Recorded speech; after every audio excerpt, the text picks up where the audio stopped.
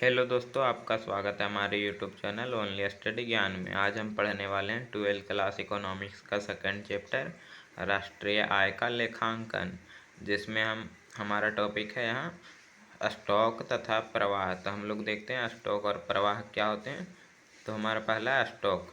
तो स्टॉक जो है वह समय के एक निश्चित बिंदु पर मापी जाने वाली मात्रा होती है। जैसे 1 मार्च 2017 को आपने बैंक खाते में 500 रुपये है, और यह एक स्टॉक अवधारणा है क्योंकि यह समय के एक निश्चित बिंदु से संबंधित होता है। यानी कि स्टॉक क्या है, तो यह किसी निश्चित समय बिंदु पर मापी जाती है, तो स्टॉक कहलाता है। अब प्रवाह की बात करें तो प्रवाह होता है वह समय की विशेष अवधि में मापी जाने वाली मात्रा होती है।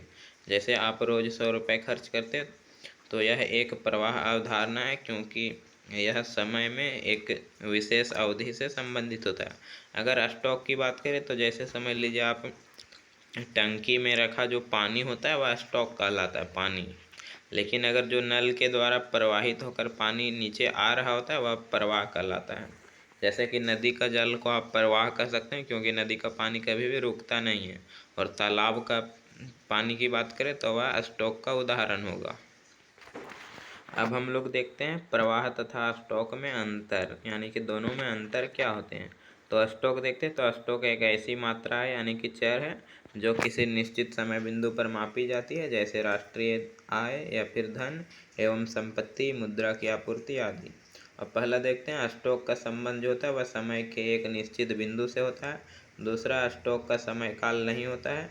तीसरा, स्टॉक जो है प्रवाह को प्रभावित करता है। यानी कि अगर प्रवाह आपको कोई भी चीज़ का करना है, जैसे कि आप बिस्किट का पैकेट बाज़ार में उपलब्ध कराना चाहते हैं, तो उससे के पहले आपको बिस्किट का पैकेट को स्टॉक करके रखना पड़ेगा। कितना मात्रा में सब डाटा इकट्ठा करके रखना पड़ेगा, कितनी मात्रा में हमें स्टॉक करके रखना है, और कुछ समय बाद उसे प्रवाह कर देना है, यानी कि बाज़ार में उपलब्ध करा देना है। जैसे पूंजी का स्टॉक जितना अधिक होगा उतना ही अधिक वस्तुओं तथा सेवाओं का प्रवाह होगा। यानी कि जितना स्टॉक आपके पास रहेगा प्रवाह भी उतना ही अधिक किया जाएगा। अब प्रवाह देखें तो प्रवाह एक ऐसी मात्रा यानी कि चर है जिसे समय अवधि में मापा जाता है, जैसे राष्ट्रीय आय, निवेश आदि। प्रवाह में पहला है कि प्रवाह का संबंध जो है समय की विशेष अवधि से होता है। प्रवाह का समय काल होता है, जैसे कि प्रति घंटा, प्रति माह आदि। और जो प्रवाह होता है वह स्टॉक को प्रभावित करता है। यानी कि प्रवाह अधिक होगा तो स्टॉक में कमी आएगी, प्रवाह कम होगा तो स्टॉक में वृद्धि हो जाएगी। जैसे मुद्रा का प्रवाह जितना अधिक होगा उतना ही अधिक मुद्रा का स्टॉक होगा। यानी कि प्रवाह अधिक हो रहा है तो स्टॉक आपको अधिक कर कर रखना पड़ेगा, तब बाजार में आप उपलब्ध करा सकते हैं।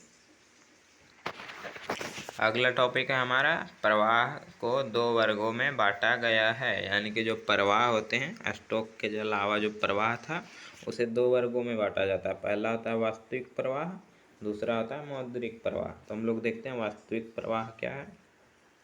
तो जो वास्तविक प्रवाह से अभिप्राय अर्थव्यवस्था के विभिन्न क्षेत्रों में वस्तुओं तथा सेवाओं के प्रवाह से होता है। यानी कि हम वास्तविक प्रवाह की बात करें तो जो अर्थव्यवस्था के विभिन्न क्षेत्र होते हैं, परिवार क्षेत्र, फर्म क्षेत्र, सरकार क्षेत्र और विदेशी क्षेत्र, तो उन सभी के बीच में वास्तविक जो वस्तु और सेवा होती है उसका प्रवाह जो होता है उसी को वास्तविक प्रवाह कहा जाता है। जैसे उत्पादन क्षेत्र द्वारा परिवार क्षेत्र को वस्तुओं का प्रवाह। इस चित्र के द्वारा आप समझ सकते हैं यह जो है वह परिवार क्षेत्र है, यानी कि हाउस होल्ड है, और यह उत्पादक क्षेत्र है जिसे कि फर्म क्षेत्र या व्यावसायिक क्षेत्र कहा जाता है। और जो परिवार क्षेत्र होता है इसे घरेलू क्षेत्र भी कहा जाता है।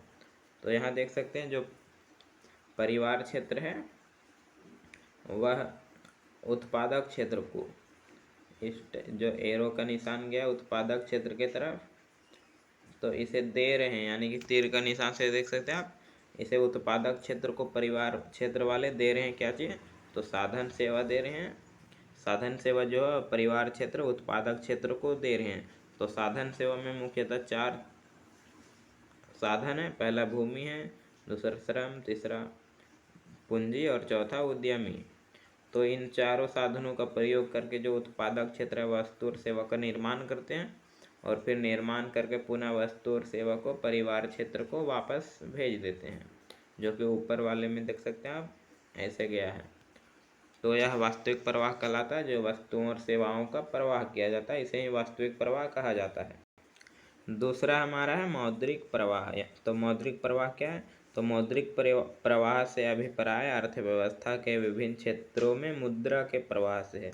वास्तविक प्रवाह में जो था वह वस्तु और सेवा का प्रवाह था, लेकिन मौद्रिक प्रवाह में मुद्रा का प्रवाह है। जैसे कि परिवार क्षेत्र द्वारा उत्पादक क्षेत्र को मुद्रा का प्रवाह। इस चित्र में आप समझ सकते हैं, यह परिवार क्षेत्र है जो ऊपर देखे थे, यह उत्पादक क्षेत्र है। तो यहाँ देख सकते हैं जो प्रारंभ में क्या था, तो जो परिवार क्षेत्र था वह उत्पादक क्षेत्र को साधन सेवा दिए थे, जिसमें कि भूमि, श्रम, पूंजी, उद्यमी था। और जो फर्म क्षेत्र था सो वह उत्पादन करके वस्तु और सेवा को परिवार क्षेत्र को सौंप दिया था। तो जब फर्म क्षेत्र देता है यानी कि उत्पादक क्षेत्र परिवार क्षेत्र को वस्तु सेवा, तो उसके बदले में जो होता है वह परिवार क्षेत्र उसका भुगतान करते हैं, वस्तु सेवा का भुगतान, जिसे कि वस्तु और सेवाओं पर उपभोग व्यय करके मुद्रा के रूप में दे देते हैं फर्म क्षेत्र को यानी कि उत्पादक क्षेत्र को। तो जो उत्पादक क्षेत्र होता है वह फिर वापस पैसा को लेकर और परिवार क्षेत्र को दे देते हैं, जो कि उनको पहले साधन सेवक लिए था उत्पादक क्षेत्र, उसके बदले में। तो जो भूमि लिया था उसके बदले में मजदूरी देता है, श्रम के बदले में मजदूरी दे देता है, श्रम के बदले मजदूरी, और पूंजी के बदले ब्याज, और जो भूमि लिया था उसका बदले में किराया, और जो उद्यमी था उसको लाभ प्राप्त होता है, जो बच जाता है सो। तो इस तरह मौद्रिक प्रवाह चलता है। अगला टॉपिक हमारा है कि वास्तविक प्रवाह जो है वह मौद्रिक प्रवाह के विपरीत है, यानी कि उल्टा है। तो कैसे? तो वास्तविक जो प्रवाह होता है वह मौद्रिक प्रवाह के विपरीत है, क्योंकि वास्तविक प्रवाह के बदले ही मौद्रिक प्रवाह किया जाता है। जैसे उत्पादक क्षेत्र द्वारा परिवार क्षेत्र को वस्तुओं तथा सेवाओं का वास्तविक प्रवाह किया जाता है, इसके बदले जो है परिवार क्षेत्र द्वारा उत्पादक क्षेत्र को मुद्रा का मौद्रिक प्रवाह किया जाता है। इसी तरह परिवार क्षेत्र द्वारा उत्पादक क्षेत्र को कारक सेवाओं का वास्तविक प्रवाह किया जाता है, जिसके बदले उत्पादक क्षेत्र द्वारा परिवार क्षेत्र को भुगतान किया जाता है। तो इस तरह वास्तविक प्रवाह मौद्रिक प्रवाह के उल्टा होता है। अगला टॉपिक हमारा है आय, व्यय एवं और उत्पादन के चक्रीय प्रवाह के सिद्धांत, यानी कि आय, व्यय और उत्पादन के बीच जो चक्रीय प्रवाह होता है वह। तो इसमें पहला है मौद्रिक प्रवाह जो है वह वास्तविक प्रवाह के उल्टा होता है, और विभिन्न क्षेत्रों में प्राप्तियां और भुगतान समरूप होते हैं। तो किसी भी देश की अर्थव्यवस्था में एक सामान्य चक्रीय प्रवाह के अंतर्गत जो है वह उत्पादन, आय और व्यय के बीच आपस में एक चक्रानुमा प्रवाह देखने को मिलता है, जो इस प्रकार है। इस चित्र में देख सकते हैं आप, यह सामान्य चक्रीय प्रवाह का उदाहरण है। जैसे कि कोई फर्म जो वह उत्पादन किया, तो उत्पादन करने के बाद वह उसे बेचेगा, प्रोडक्शन करके बेचा, तो उसको प्राप्त हुआ आय यानी कि इनकम। तो फिर इनकम आया तो वह इन्वेस्टमेंट करेगा यानी कि व्यय करेगा। तो व्यय करने के बाद क्या होगा? व्यय किया वह, तो फिर व्यय के बाद फिर से दोबारा उत्पादन होगा, उत्पादन होने के बाद फिर से वह बेचेगा तो आय होगा, फिर उसे व्यय करेगा और फिर उत्पादन करेगा। इस तरह चक्रीय प्रवाह चलता रहता है, जिसे किसी भी अर्थव्यवस्था में सामान्य चक्रीय प्रवाह कहा जाता है। अगला टॉपिक हमारा है चक्रीय प्रवाह का महत्व।